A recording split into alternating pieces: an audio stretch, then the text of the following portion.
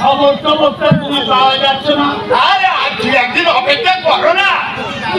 আরে গায়ের ছেলে ওই গোলাদারকে খেয়ে গায়ে ফিরিয়ে আসবে।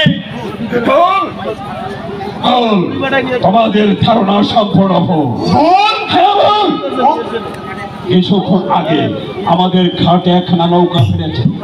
নৌকার মাঝে ঘাটে নেমে এদিকে ওদিকে কি যেন দেখছিল। আমি ব্যাপারটা জানবার জন্য গণেশকে পাঠিয়েছিলাম। গণেশ এসে বললেন কলকাতা জমিদার দুর্গাচরণ মিত্রি তার শেরস্তার বরকম দাসকে দিয়ে রামপ্রসাদ সেনের বাড়িতে টাকা পাঠিয়েছে। খতিয়ে দেব, টাকা পাঠানো আমি খুঁজিয়ে দেব।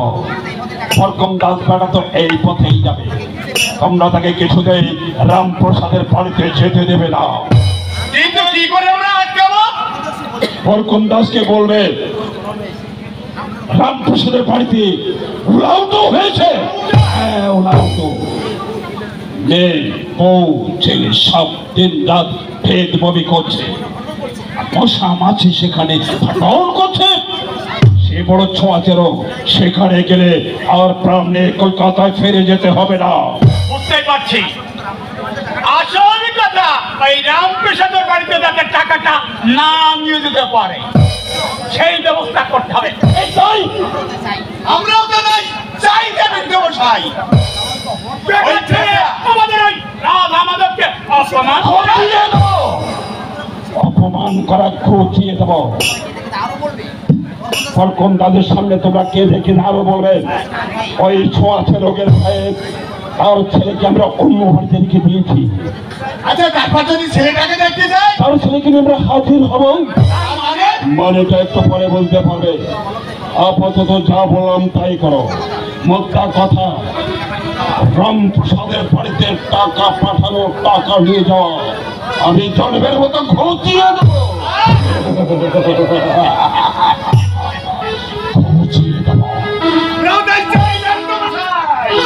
আমরাও তাই চাই।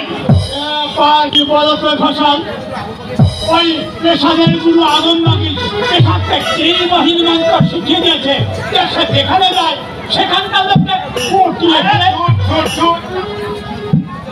আরে বিশাল বৈদ্য বিদ্যা জানে না ছাই জানে।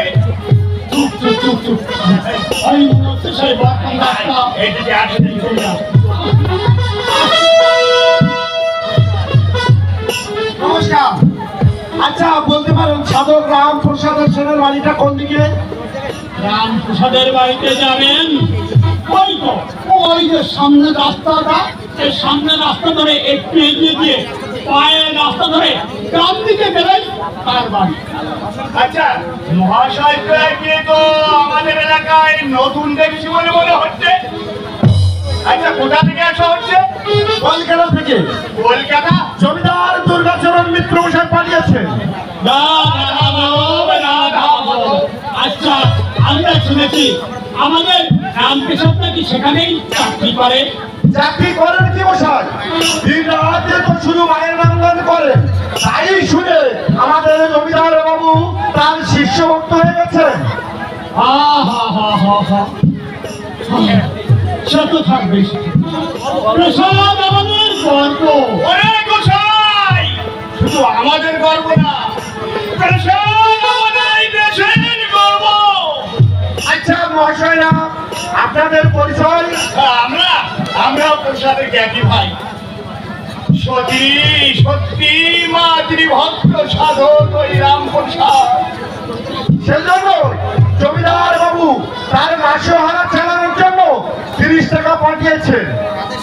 আচ্ছা, তার আদেশেই আমি এখানে এসেছি। বেশ করেছেন, বেশ করেছেন। কিন্তু বাড়িতে গেলে আপনাকে তার প্রাণ দিয়ে ফিরে যেতে হবে না। কেন কেন কি হয়েছে? ওটা প্রসাদের মা মেয়ে আর ওই যে বউটা আছে ওটা হয়েছে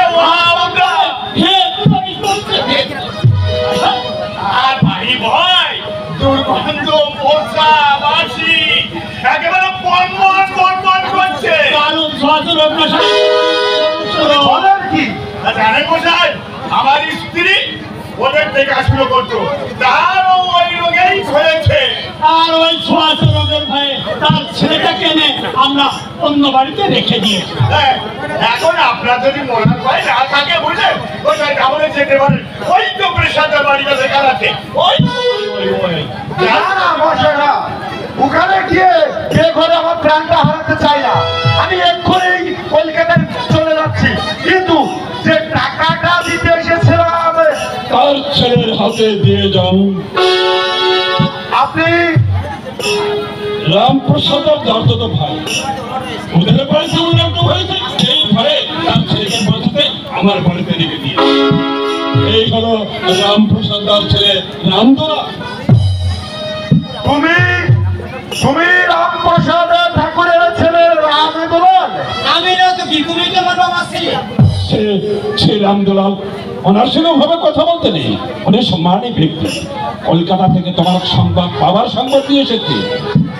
এই যা বললাম ঠিক মতো বলতে লেগে দেবো, তা না হলে কিন্তু পুটির সঙ্গে আমি তোর বিয়ে হতে দেবো না। বল, বল। হ্যাঁ মশাই, আমার বাবা কবে আসবি? তার জন্য মনটা ছটফট করছে।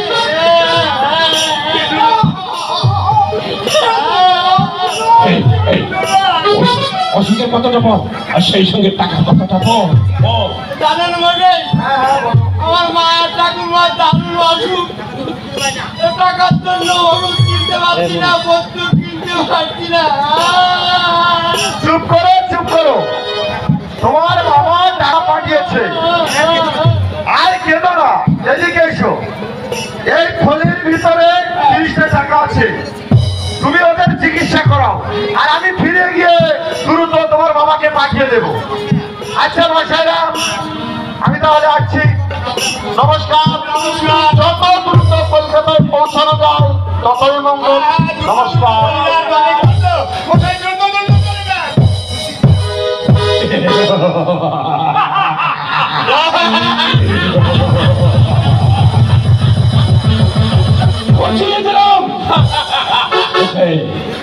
দেখলে তোমরা রামপ্রসাদের বাড়িতে টাকা পাঠানো কেমন করে খুঁজিয়ে দিল।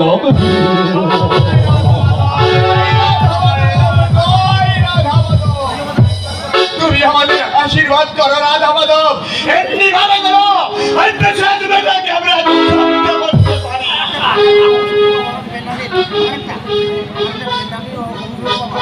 রশিদ বাবা, আমার ফ্রেন্ড নাম নিম। দাদা টাকাটা কি বললেন? শ্বশুর বাবা বলেন, আমি শ্বশুর বাবা বলেন। হ্যাঁ, আপনার মেয়ে ফুটি, ফুটিকে টাকা বুঝিয়ে দেবো, বুঝিয়ে দেবো। তুমি যে বললে পেশাদার ছেলে এসেছে, তোমার সেখানে কথাগুলো বললে ফুটির সঙ্গে আমার বিয়ে দেবে। খুঁচিয়ে দেবো তোর বিয়ে। এই বিয়েকে কাছের ফল যাবে, পট করে দেবো, আপনি টপ টপ করে জমি। মানে তুমি চালাকি করে পেশাদার ছেলে দিয়ে এখন তুমি আমাকে কলা দেখাচ্ছ? তবে তুমিও শুনে দেখো দাদা, আমিও তোমাকে ছাড়বো না। ফুটির সঙ্গে আমার বিয়ে না দিলে কি করবে তুই? কি করবো? হ্যাঁ, আমি কি করবো? তোমার চালাকি আমি জন্মের মতো খুঁচিয়ে দেবো। আমাকে বলো খুঁচিয়ে দেবো। সরো ঘোষাই, হ্যাঁ বলো বলো। কোনো কিছু মনে করো না না না, ওই ওকে পুটিকে বিয়ে করানোর লোক থেকে আমি ওকে রামপ্রসাদের ছেলে সাজিয়ে এনেছি। বুঝতে পেরেছি। এই টাকা কটা আপনার ভাগ করে নিই। আপনি নেবেন না? একটা নেবেন না? না, আমি ছোট মেরে হাত বন্ধ করতে রাজি নই। আমার শুধু একটা উদ্দেশ্য, কি? এই বিষয়টাকে জব্দ করা আর ওই কালী প্রসন্ন উপর চরম প্রতিশোধ নেওয়া। সে যে আমাকে অপমান করেছে, তার প্রতিশোধ নেওয়া পর্যন্ত আমার শান্তি নেই।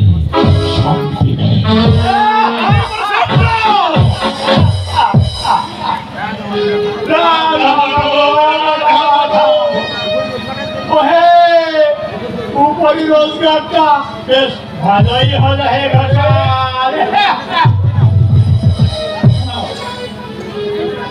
এই বেলাটা এই টাকা পয়সা গুলো সব ভাগাভাগি করে। যাও যাও যাও যাও। কতদিন মন্দিরে আইলে আজ 30 টাকা আয় হলো, বেশ ভালো, কি বলো না?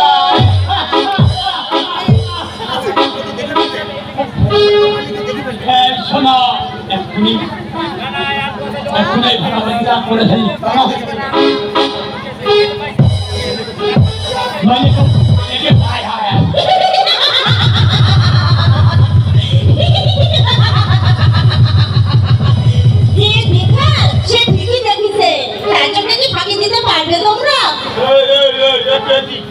আবার তুই তোমরা চলো ডালে ডালে, আমি চলি পাতায় পাতায়, আমি চলি পাতায় পাতায়।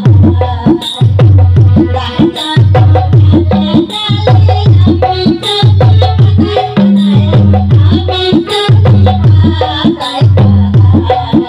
ডালে ডালে, আমি চলি পাতায়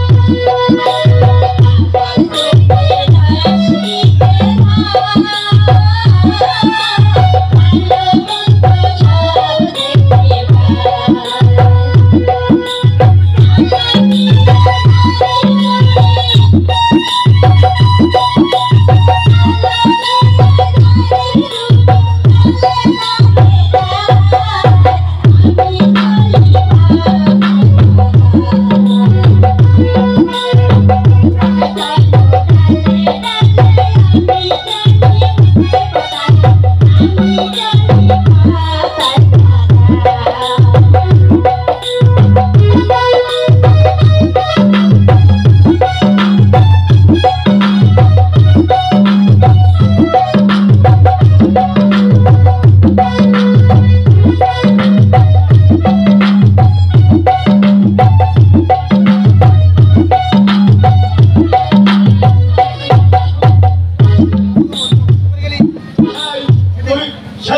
একবারে আমাদের রাধা গোবিন্দের মন্দির চত্বর অপবিত্র করে গেল। আজ আবার বিদ্যুতের তোমাদের টাকা বুঝলে গোসাই, তোমাদের টাকা ভাগ করে দেখেছি। টাকা কিসের ভাগ? কেন ভাগ? বাড়ি দর্শন করে তোমরা যে টাকা আদায় করেছো সে টাকার ভাগ। কি বলে ওই ছোট লোকের মেয়ে ঠিক কথা বলছে, ভদ্র লোকের ছেলে বৈষ্ণব হলেও তোমরা করছো।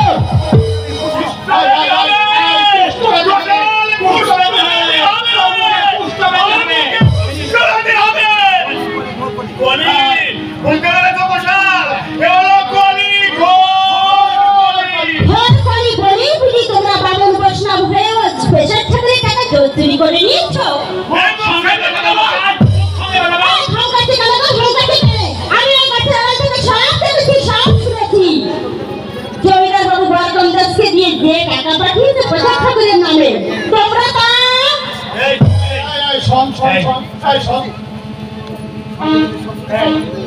সব দেখেছিস, সব শুনেছিস। তবে আমি বলছি কি, আমি বলি ভাই ভাই যাদের টাকা তাদের বাড়িতে দিয়ে এসো, নইলে এই পাড়ায় পাড়ায় গিয়ে আমি তোমাদের সব কথা ভাগ সরিয়ে দেবো। মাথা গরম করে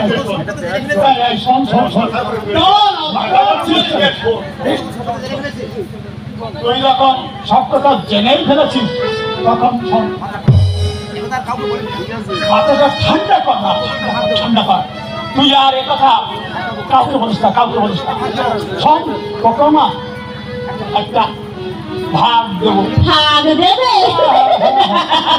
সত্যি গোসাই, তোমরা কি ধার্মিক, কি রাধা মাধবের ভক্ত। কাউকে কিছু বলবি না তো? না, বলবো না। হরি দাও, হরি দাও। আর কি করা যাবে? ও যখন সব ফেলেছে তখন ওকেও কিছু ভাগ দাও। কি কষ্ট করে রাখিলাম, মুখির মধ্যে গেলেও ঠাকুর দিবে। আমি কিছু বলবি না তো? ওই পাড়ায় গিয়ে কারোর সাথে কিছু বলবি না তো? সত্যি সত্যি কিন্তু তাহলে শোন, টাকা ওই জায়গা ভাগ দেবো। খবরদার থাকে রমেশ বউ না বন্ধ গেলে সুস্থ আমাদের যাইতে হবে। তাই আমাদের ভাবটা দেখতে পারে কে দেখি।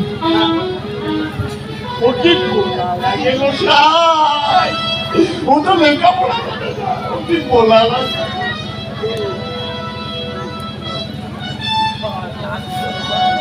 তাহলে আপনি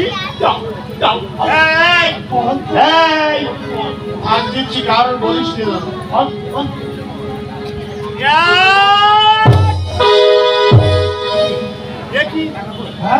কি গোসাই টাকা কই? তাহলে এই যে সব খোলা বুঝি খোলা বুঝি কি গো গোসাই, টাকা ভাগ দাও। এই দেখো এই দেখো গোসাই, এই দেখো এই ধনী মন্দির সব খোলা বুঝি দোকান নিয়েছে। গোসাইরা ঘুষ খায় দেখলে ওই অবস্থা হয়েছে। মনে হয় ওই বেটা ওই যে শেষ এসেছিল, যে কর্মচারী এসেছিল, ও মনে হয় টাকাগুলো সব নিজের প্যাকে ঢুকে এগুলো সব আমাদের দিয়ে গেছে। কি গো গোসাই, টাকা ভাগ দাও। আরে ভাগ্যবতী ভাগ্যবতী এই যা দিচ্ছি সব দিয়ে না, আমরা তো আর তোদের মতন ছোট লোক না। এই যে আমরা দেখ আমাদের মাটি মাটি খাটি বুঝতে পারছি, এই জগতে আছি, দুদিন পরে থাকবো না। আমার রাধা গোবিন্দ নিশ্চয় সব কিছু পৃথিবীতে হয়, তোদের মতন ছোট লোক যখন না দাও সব তুই নিয়ে নাও, সব তুই নিয়ে নাও। দাও, দাও, দিয়ে দাও, চটপট ভাগটা দিয়ে দাও। এই টাকা নিয়ে এক মিনিট এখানে দাঁড়াবি, বন্ধ বেরোচ্ছে কিন্তু আমাদের যাইতে হবে। আমরা শুনিস চলি না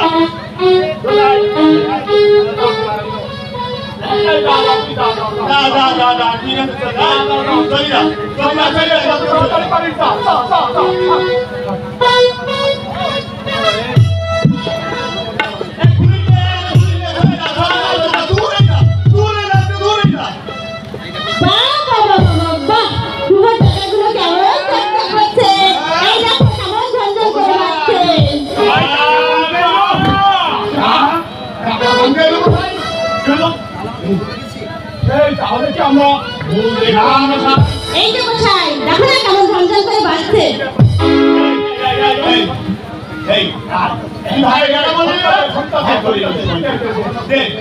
আর হচ্ছে না গোসাই, এই টাকাটা যখন আমার হাতে একবার এসেছে, যাদের টাকা আমি তাদের কাছে দিয়ে তোমরা চলো ডালে ডালে, আমি চলি পাতায় পাতায়, আমি চলি পাতায় পাতায়।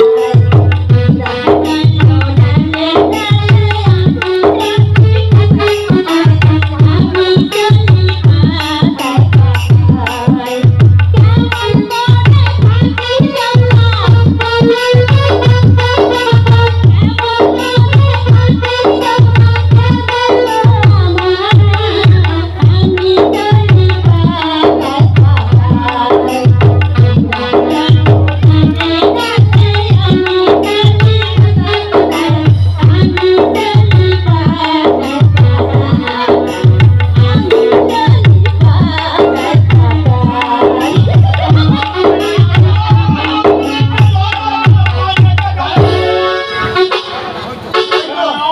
কেমন করে থাকি জানলা, কেমন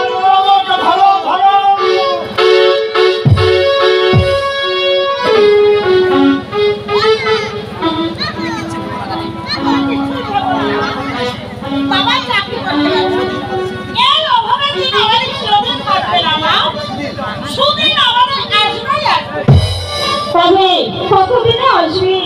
ও ঠাকুমার অসুখ, সংসারের সব করা প্রাণী আর বেলা খেয়ে না খেয়ে আমরা দিন কাটাচ্ছি।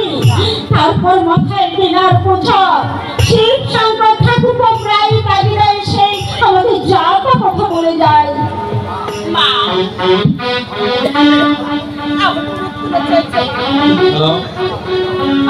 আমার ভীষণ গ্রামে যাওয়ার কিছু খেতে দাও না মা, খিদে পেয়েছে তো আমাকে চিবিয়ে চিবিয়ে খাও। কি বলছো মা? পরিবার খালি চলবেছিস, এত খিদে তোর ভাই কেন? মা কাল আমি কখন খেয়েছি মা, আজ আমি না খেয়ে আছি। আমার কথা কি একটিবার তুমি ভেবে দেখেছো মা? বুঝি মা, আমি সবই বুঝি, কিন্তু আমার ভাড়াতে শূন্য। সন্তান খেতে চাইছি, অথচ মা তাকে খেতে দিতে পারছি না। তুই বুঝবি না যদি, বুঝবি না। বুঝতে পেরেছি বৌজান, বুঝতে পেরেছি, তাই তো আমি নিয়ে এসেছি মাছ। মাছ? বৌজান, আজ নদীতে জাল ফেলি, অনেক ফুটো মাছ তো দিচ্ছি, তাই ভাবলাম তা ঠাকুরের বাড়িতে দুটো দিয়ে যাই, আর আমার তা ঠাকুরের আসার খবরটাও আমি নিয়ে যাই। আমার শুনে যাও ভেঙে দেখো, আজ আমার ঘরে চাল বরাদ্দ। চাল বরাদ্দ মানে? আমাদের ঘরে এক মুঠি চাল নেই। এসে গেছে চাল, এসে গেছে চাল, আপনাকে এসে গেছে এই হরিচরণ। কাকা তুমি চাল এনেছো? এবার পেট ভরে ভাত খেতে পারবো। ভিক্ষাকের মাঝে থলিটা আমি নিয়ে যাই মা। তাই না, তাই না, তাই না। আজ অনেকদিন পর মাছের ঝোল দিয়ে ভাত খাবো। হ্যাঁ?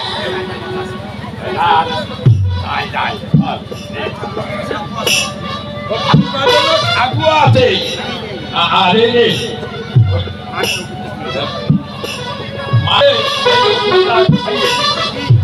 তুমি মা তাড়াতাড়ি উনুনটা ধরিয়ে দেখো মা।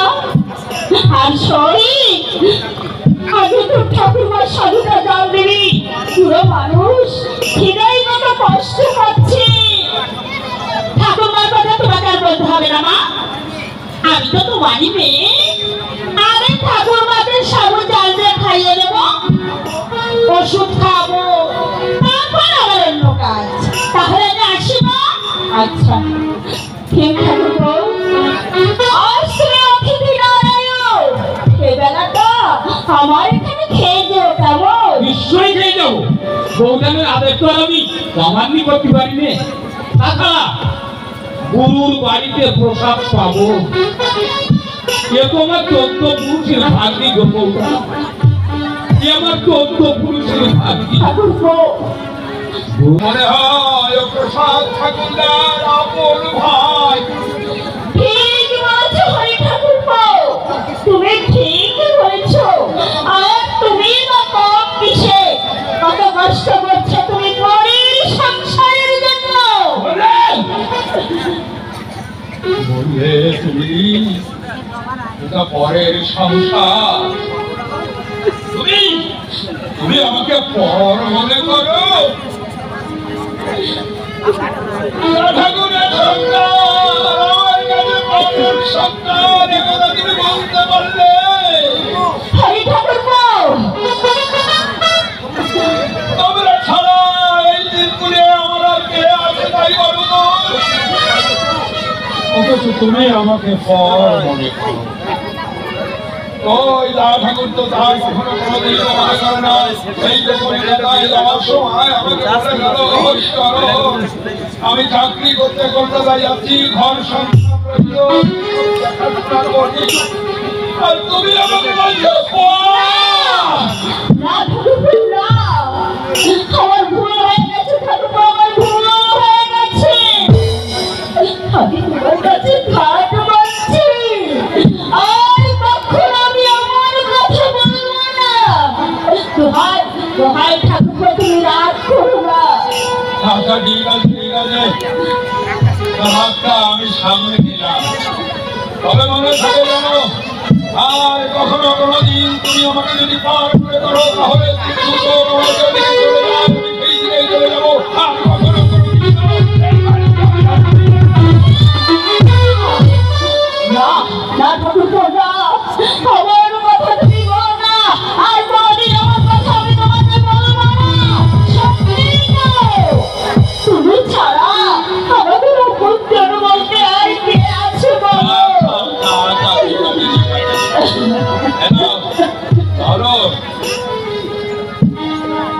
দেখি ঠাকুর গো, এতে কি আছে? টাকা টাকা টাকা? 30 টাকা আছে। 30 টাকা? এত টাকা তুমি কোথায় পেয়েছো ঠাকুর গো? আমার দা ঠাকুর বাড়িয়েছে। তুমি পাঠিয়েছেন? তুমি তো বলো দা ঠাকুর তো সংসারে কোনো লক্ষণের কি আছে? এবার পেরমানো হলো তো লক্ষ্য আছে কি না একটা চিঠিও আছে। বুঝলাম, কিন্তু কে টাকা দিয়ে গেল? আমি তো কিছুই বুঝতে পারছি না। তবে বলি শোনো, আমি মজুর খেলে বাজার করে ফিরছি, এমন সময় একটা কালো মেয়ে আমার পথ আটকে দাঁড়ায়। তারপর? তারপর আমি বললাম, কে গো তুমি? আমার পথ আটকে দাঁড়ালে কেন? কি বললে? বললে সে নাকি তোমার দেবেনি শাশুড়ি। শাশুড়ি? হ্যাঁ, আমার দাদাকে নাকি তাকে মা বলে ডাকে। তিনি নিশ্চয় একদিন আমাদের বাড়িতে এসেছিলেন। ওই টাকার খড়িটা আমার হাতে তুলে দিয়ে বললে তোমাকে দিচ্ছি, আর দা ঠাকুর ওই টাকাটা তার কাছে হারিয়ে। তুমি তোমার দা ঠাকুর টাকা পাঠিয়েছেন, সেই টাকা আমার দেবেনি শাশুড়ির হাতে কি করে গেল? এই তো হ্যাঁ। এক মজার গল্প। মজার গল্প?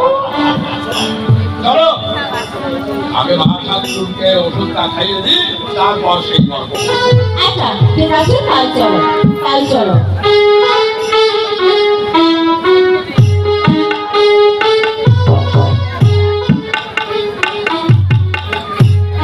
দাদা, তুমি বুঝি কলকাতা জমিদার দুর্গাচরণ নাকি? হ্যাঁ, কিন্তু তোমাকে তো আমি চেনো না, দেখোই কোনোদিন, কিন্তু তোমার নাম আমি আমার ছেলে মুখে অনেক শুনেছি।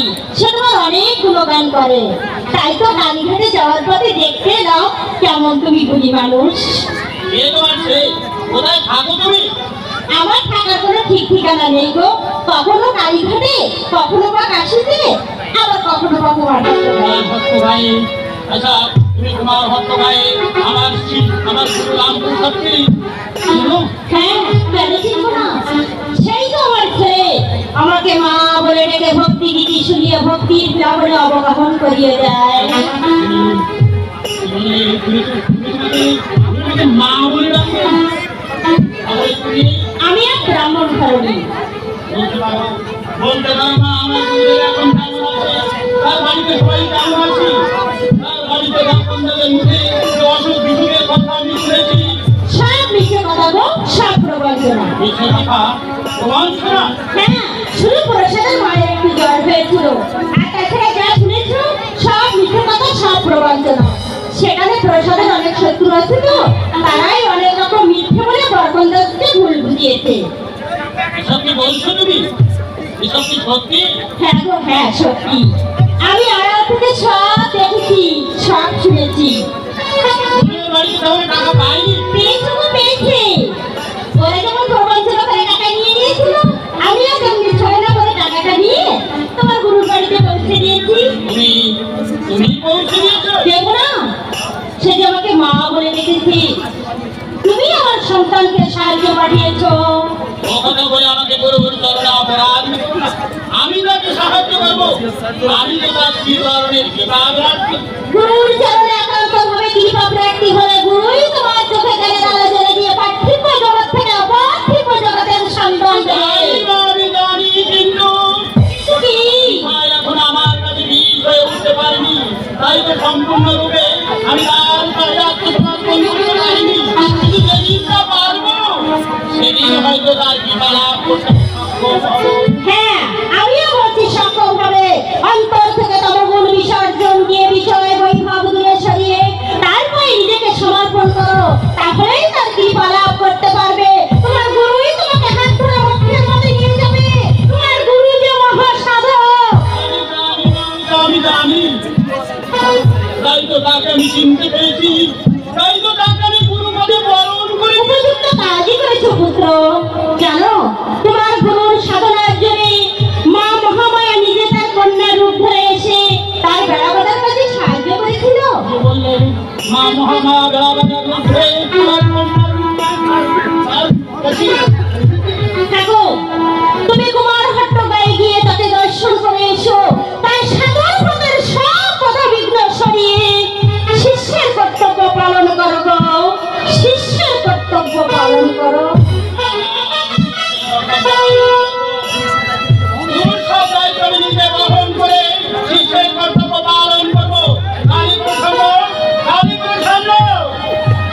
আমাকে ডাকছেন বাবু?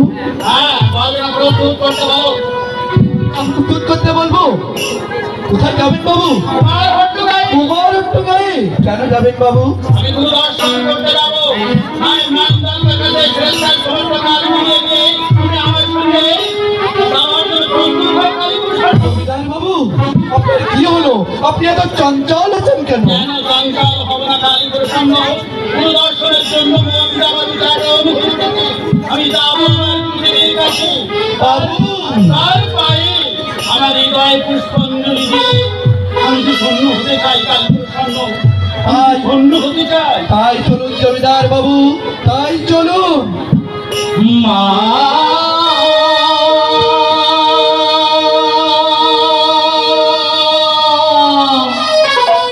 মা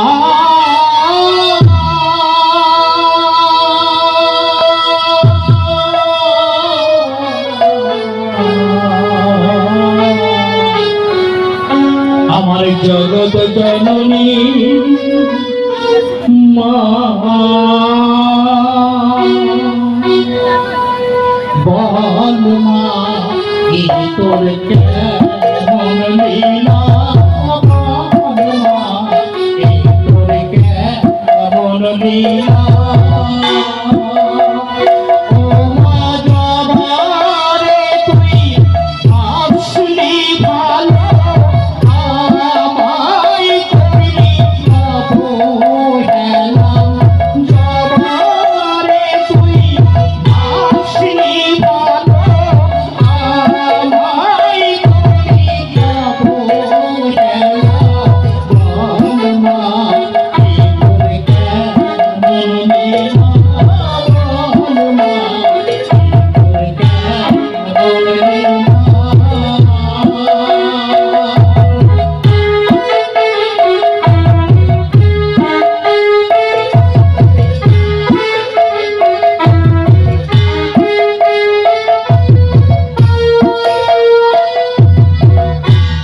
সারা জীবন রাখছি তোরে, ভুল করে তুই যাস রে ফিরে।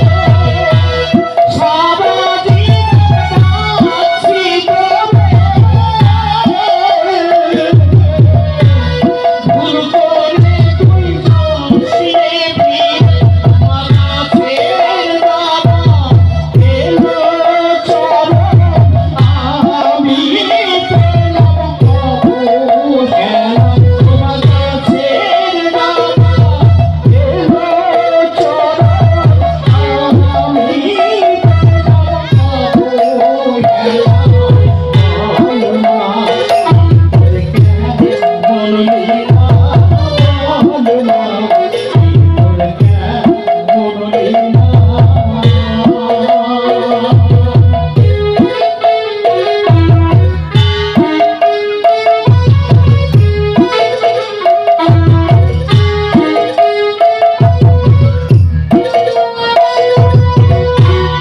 বলে দে রে লোরে জবা, এমন করে ভজিব সালা। বলে দে রে লোরে জবা, এমন করে ভজিব সালা। এখন কোন মন্ত্রে ডাকবো আমি শ্যামা।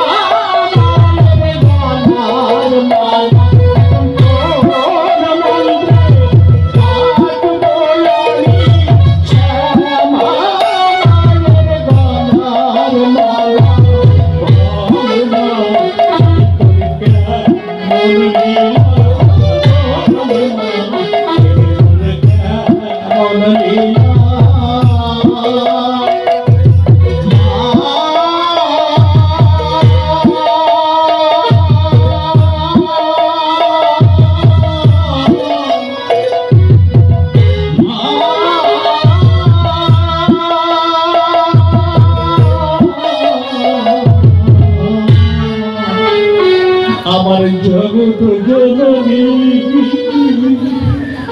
মা।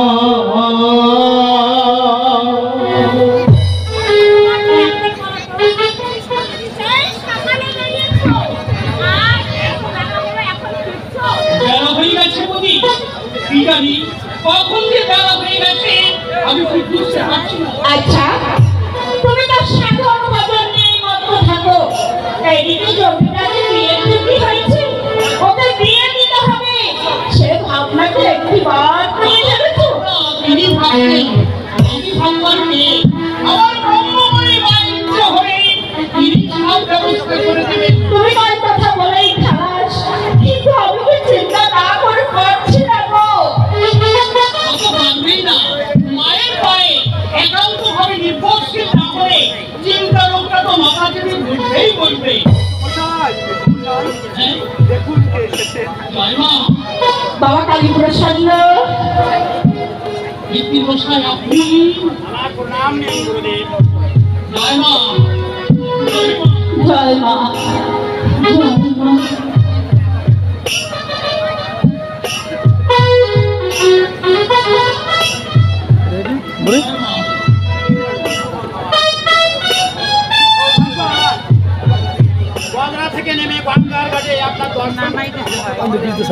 সৌভাগ্য তো আমার বেশি মিষ্টি বসাই, তাই আপনার মতো মহান ব্যক্তি এই ভিড়ি দরিদ্র দিন দরিদ্র মান গুরুদেব, দিন দরিদ্র তো আমি, অভাব মান দশ প্রতিপত্তি আমার আমি কাজই সত্যি, কিন্তু আপনি যে সম্পদের অধিকারী তার তুলনায় আমার সবকিছু একেবারেই মূল্যহীন। আপনার সম্পদে একটা ফানাও যদি আমি পাই তবে এই দুর্গাচরণ মিত্রের জীবনের ধন্য হয়ে যাবে। আমার বুঝতে পেরেছি, উনি আমার গুরুমা, আমার কোনো নাম নেই। জয় মা, জয় মা।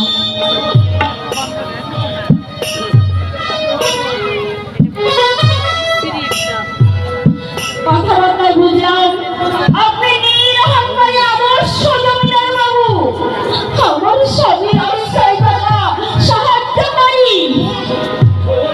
আমি আশ্রয়দাতা নই গুরুমা, সাহায্যকারীও নই।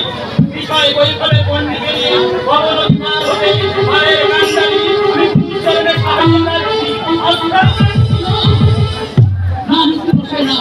অমন করে আপনি আমাকে বলবেন না, আমি অতি সাধারণ মানুষ। সাধারণ মানুষ হলে জগৎ জননী মহামায়া আপনার কন্যার রূপ ধরে আপনার বেড়া বাঁধার কাজে সাহায্য করছে। স্বার্থকর্তার সামনা জানি না এই দুর্গাচরণ নৃত্য কি পূর্ব জন্মে কি পুণ্য সঞ্চয় হয়েছিল, সে পুণ্যের করে এই জন্মে আপনার একটি চরণে সত্যরূপে আশ্রয়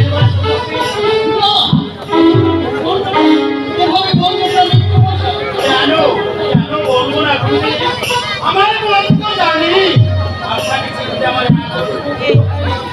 এসব কথা জমিদার বাবু, চলুন আগে আপনি বিশ্রাম নেবেন, তারপর অন্য কথা বলবেন। হ্যাঁ হ্যাঁ, তাই প্রসন্ন ওনাকে বাড়িতে নিয়ে যাও, উনি কতক্ষণ বিশ্রাম করুন, আমি নদীতে ফ্রান্স নেই এক্ষুনি তুলে আসছি। হ্যাঁ, বেশি দেরি করো না। আসুন মহান অতিথি, আমাদের কুড়ে ঘরে বিশ্রাম নিতে আপনার হয়তো অনেক কষ্ট হবে। কষ্ট হবে না বাবা, পুরে পুরে ঘট ঈশ্বর কাছে আসুন আসুন আসুন গুরুদেব, আসুন।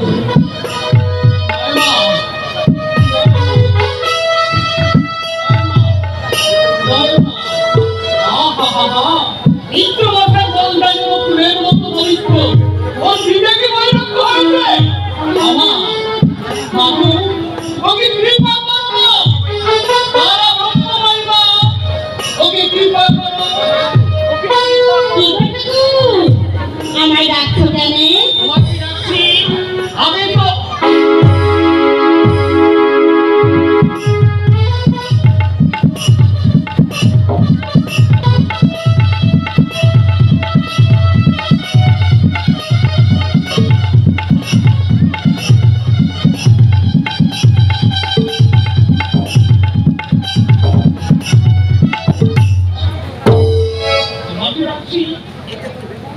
এই তো এখনই ব্রহ্মময়ী বলে ডাকে, আমার নাম তো ব্রহ্মময়ী। আমি তো তোমাকে ডাকিনি মা, আমি দেখেছি আমার ব্রহ্মময়ী আমি ভাবলাম তুমি বোধহয় আমাকে ডেকেছো। ভুল শুনেছ মা, আমি ভুল তাছাড়া আমি তো তোমাকে কোনো দিন দেখিনি। দেখেছো অনেকদিন, কিন্তু ঠিক মনে করতে পারছো না। আচ্ছা ঠাকুর, প্রায় তোমাকে দেখি এই পথে তুমি গান গাইতে গাইতে যাও। কি সুন্দর তোমার গানের গলা। অনেকদিন ভেবেছি তোমাকে দুদণ্ড দাঁড় করিয়ে তোমার মুখে একটা গান শুনি, কিন্তু আর হয়ে ওঠে না। আমি তো যখন তখন ঘটে ঘটে গান গেয়ে বেড়াই। তাহলে একটা গান শুনিয়ে দাও না। এখন আমার গান গাইবার সময় নয়। গান গাইবে তাতে আমার সময় কি আছে? তুমি গান গাইতে ভালোবাসো আর আমি শুনতে ভালোবাসি। আমার যখন শুনতে ইচ্ছে হয়েছে তখন গান তোমাকে গাইতেই হবে। অদ্ভুত পায়না তোমার। একটু নাম কুকুরটা ঘুরিয়ে যাচ্ছে, বাড়িতে আমার মহা মতন এসেছে। আর তাছাড়া আমার ভ্রমণের মায়ের ভোগ রাখার সময় হয়ে গেছে। এক্ষুনি নদীতে স্নান করে গিয়ে আমার মায়ের ভোগের ব্যবস্থা করতে হবে। একটু দেরি হলে আমার মা ভ্রমণই আমার উপর রাগ করবে। না ঠাকুর না, তোমার মা রাগ করবে না। মা কি কখনো ছেলের উপর রাগ করতে পারে? এখন আমার গান গাইবার সময় নয়। আচ্ছা, গান গাইতে গেলে আমার আবার সময় গান থাকে না। ও এত করে বলছি তবুও গাইবে না? তুমি অভিমান করো না মা। ওমা, তুমি আমার মন্দিরে গিয়েও আমি তোমাকে গান শুনিয়ে দেবো মা। মা, আমাকে ছেড়ে দাও, আমাকে স্নান করতে যেতে দাও। আচ্ছা ঠিক আছে, যাও। আমি তোমার মন্দিরেই যাবো। তখন যদি গান না শোনাও আমি কিন্তু ভীষণ রাগ করবো। মন্দিরে গিয়েও আমি তোমাকে গান শোনাবো।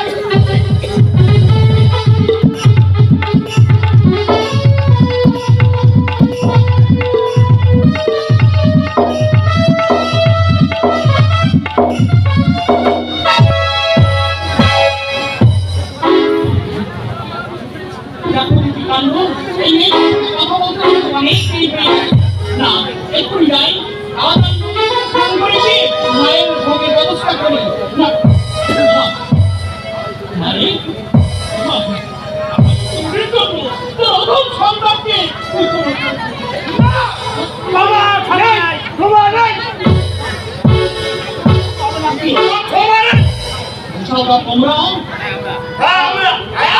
চিনতে পারছো না দূষণটা?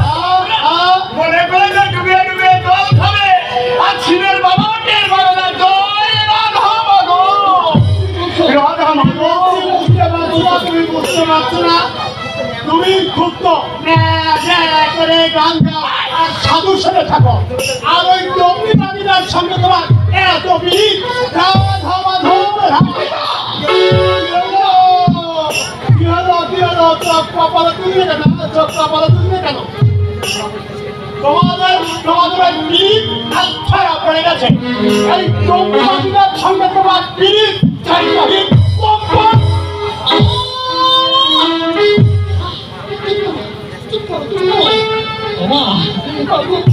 কি বলছে মা?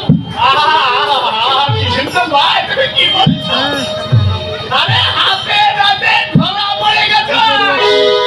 আজ আর তোমাকে কেউ রক্ষা করতে পারবে না। সারা ব্যাংকটা খালি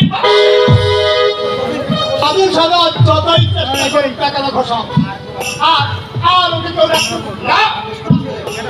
বেটা ভান্ড সাধু সাজে ওই জঙ্গি বাবির সঙ্গে বিলিপ করা হলো।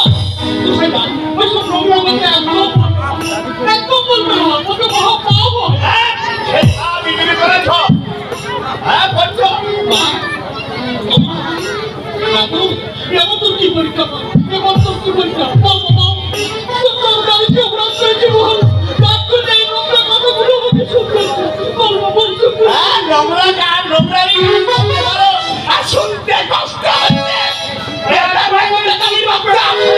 তোমার শিক্ষা হয়নি, আজ তোমাকে শিক্ষা দেবো। ঠিকই বলেছো গোসাইরা। আজ ওর চরম শিক্ষা দিতে হবে। ওর জন্য আমাদের জীবনে অনেক ক্ষতি হয়েছে। আমাদের মন্দিরে আয় কমে গেছে, আমাদের সংসারে অশান্তি লেগে গিয়েছে। ওই হানি শহরা আমাদের মন্দির চত্বরে গরম পেটা করে কপাল ফাটিয়ে দিয়েছিলাম। তাতে ওর কোনোদিন শিক্ষা হয়নি। ঘরে বলো না, এবার ওকে আপনারা উচিত শিক্ষা দেবো। আজ চলো দুজনে ধরে ওকে নিয়ে গিয়ে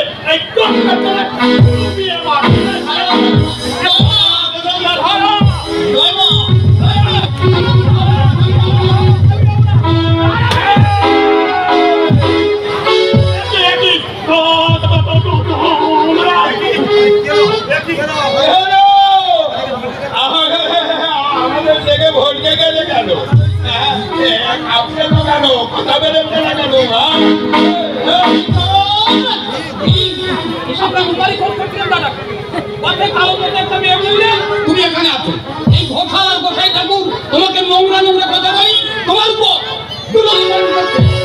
মা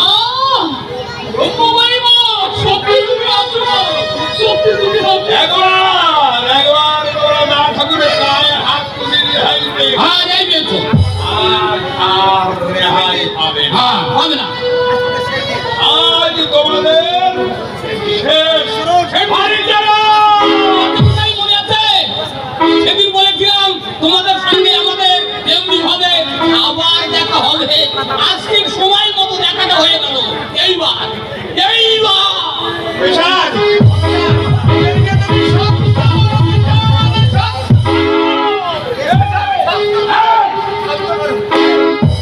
শান্ত করবে কে শান্ত করবে ও চার ঠাকুর বললেও আমরা শান্ত আজ শুরু করো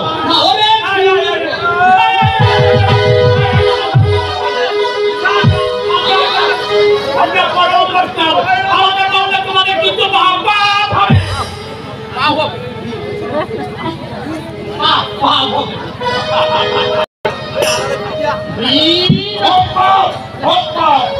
তবু আজ তোমাদের রেহাই নেই।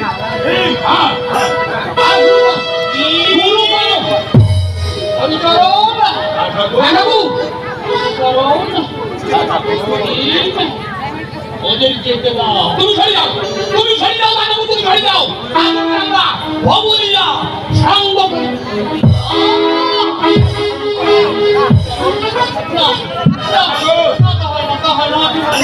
আমি ভাবছি ওদের গায়ে তোমরা কিছু রাখতে পারো না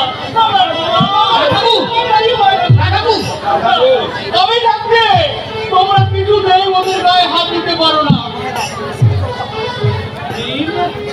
ও হরিকরণ দিন করে যাও গোসাই দাও তোমরা নিশ্চিন্তে বাড়িতে ফিরে যাও কোনো ভয় নেই ওরা তোমাদের গায়ে হাত দিতে পারবে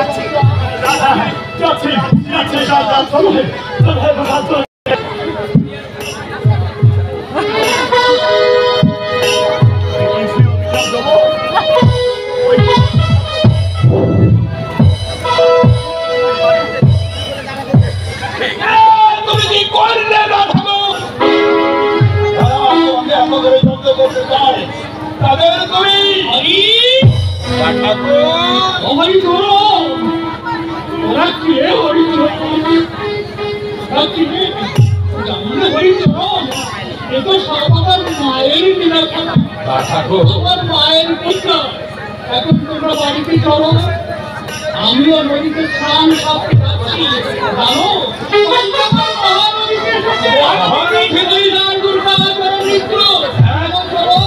তোমরাও চলো এসো